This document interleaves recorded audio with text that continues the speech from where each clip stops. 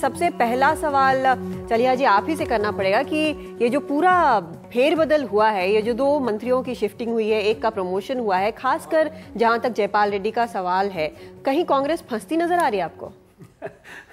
देखिए, अभी एक फेरबदल जब होते हैं, मैं नहीं मानता हूं किसी का प्रमोशन किसी का डिमोशन होते हैं, तो इसका माने ये नहीं है कि कोई कैबिनेट मंत्री का कोई पोर्टफोलियो ज़्यादा इंपॉर्टेंट है, कोई कम इंपॉर्टेंट है, पेट्रोलियम सबसे इंपॉर्टेंट है, एचआरडी सबसे कम इंपॉर्टेंट है, साइंस एंड टेक्नोलॉजी बहुत कम इंपॉर्टेंट है। ये कौन तय करता है?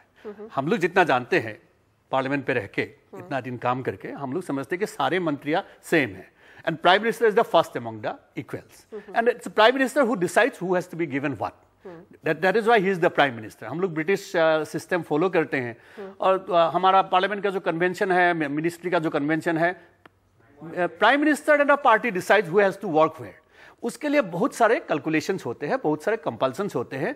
Keeping in view all this compulsions, किसी को कोई रेस्पॉन्सिबिलिटी दिया जाता है। इसमें मैं नहीं मानता हूं कि ये जो बाकी अटकलें लगाया गया है, मैं समझता हूं ये सब स्पेकुलेशंस है, नो बेस। चलिए जी, लेकिन एक जर्नलिस्ट के तौर पर, एक आम आदमी के तौर पर, या फिर विपक्ष भी है, उसमें भी काफ़ी सांसद हैं, नेता हैं, सब लोग ये मान रहे हैं कि जो पेट्रोलियम मिनिस्ट्री है वो कहीं यहाँ पे है और साइंस एंड टेक्नोलॉजी यहाँ पर है।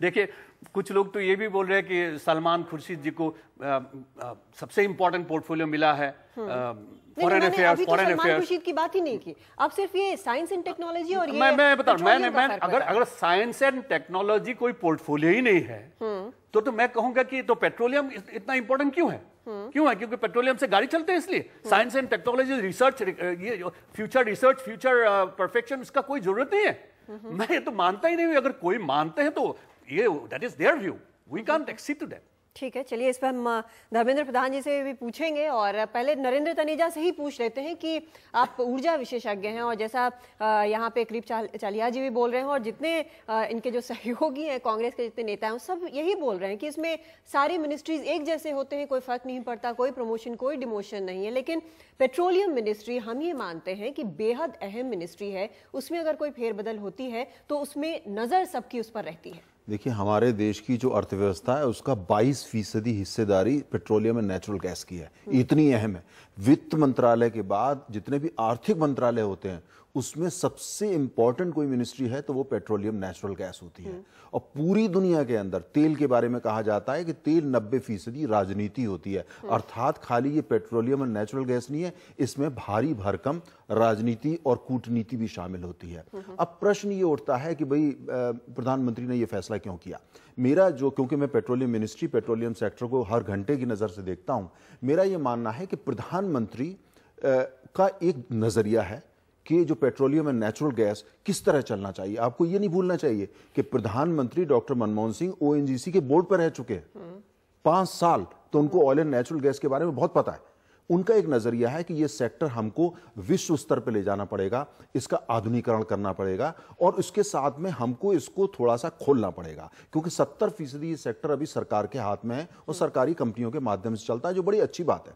जहां तक जयपाल रेड्डी जी का सवाल है, मैं आपको बता सकता हूं उनसे सक्षम और उनसे ईमानदार मंत्री आपको भारत में नहीं मिलेगा, लेकिन उनकी जो राजनीतिक विचारधारा है वो काफी हद तक समाजवाद से बहुत ज्यादा प्रभावित है। और वो पेट्रोलियम सेक्टर जो है उसमें ज्यादातर, जैसे मैंने कहा कि 70% हिस्सेदारी आज भी सरकारी कंपनियों की है। उनका थोड़ा सा झुकाव जो था वो पब्लिक सेक्टर की तरफ ज्यादा था। उसका नतीजा क्या था कि जो प्राइवेट सेक्टर है, और जो आप दबे शब्दों में बोल रही हैं, इशारा रिलायंस की तरफ है, खाली रिलायंस ही नहीं, बाकी जो प्राइवेट सेक्टर की कंपनी थी, चाहे वो बीएचपी ऑस्ट्रेलिया से आई, चाहे भारत की अन्य कंपनी थी, उन सबको कहीं ये लगता था कि जयपाल रेड्डी जी जो हैं वो पब्लिक सेक्टर को प्रेफरेंस देते हैं और प्राइवेट सेक्टर को काफी हद तक जो है थोड़ा सा मार्जिनलाइज करते हैं।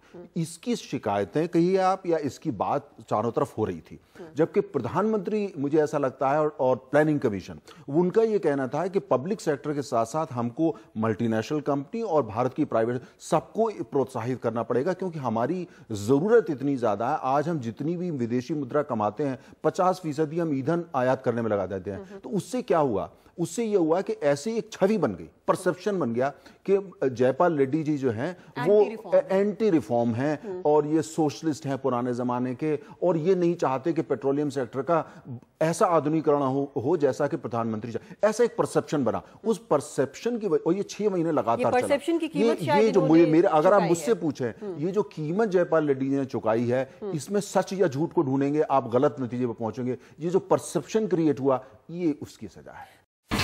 India's #1 news app just got even better. Download NDTV's new app. Fully optimized for retina display. Full screen view. Faster response time. And Sudoku. NDTV's new iPad app. Download now.